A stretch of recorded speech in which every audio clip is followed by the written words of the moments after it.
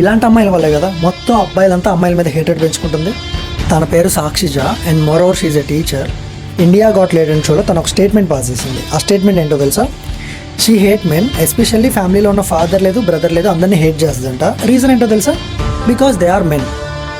కొంచెం ఉన్న సిగ్గు ఉండాలి కదా, ఎందుకంటే మీరు ఫేమస్ అవ్వడం కోసం ఫ్యామిలీలో ఉన్న వాళ్ళు కూడా చీట్ చేయడానికి మీరు రెడీ అయిపోతున్నారు పబ్లిక్ ప్లాట్ఫామ్స్లో.